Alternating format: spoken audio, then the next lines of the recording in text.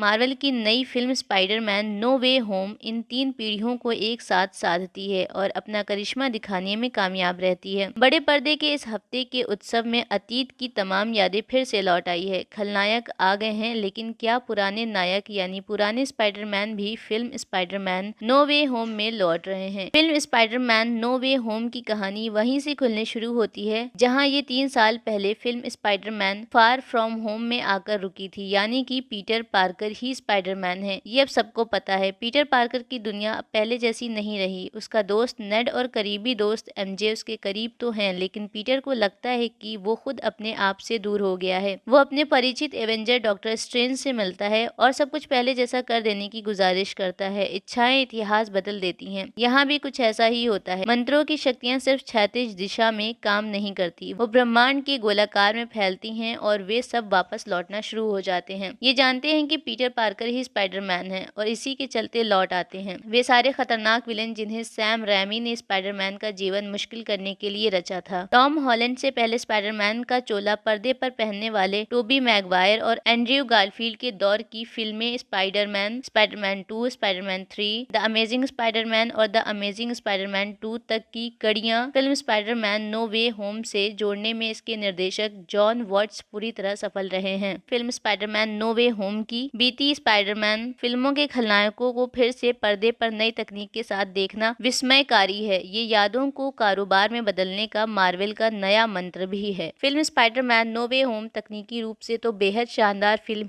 है ही, इसमें Tom Holland भी अपने करियर के उत्कर्ष पर नजर आते हैं। वो समय के साथ अपने भावों को बेहतर तरीके से प्रकट करने के मास्टर होते जा रहे हैं। एमजे के रोल में जेडाया के साथ उनकी पर्दे पर जोड़ी सिनेमा की बीते दशक की बेहतरीन जोड़ियों में शुमार है। दोस्ती का नया दम ये फिल्म नेड के जरिए दिखाती है। प्रेम, त्याग, मित्रता, आकांक्षाएं, इच्छाएं सब यहाँ उफान पर हैं, लेकिन इन सारे जिम्मेदारी को समझना भारतीय समाज के अधिकतर विभागों और वर्गों में ये भावना तेजी से गायब होती दिख रही है। और तभी ऐसी कोई बात जब तार्किक तरीके से बड़े पर्दे पर दिखती है तो लोग वाह वाह कर उठते हैं।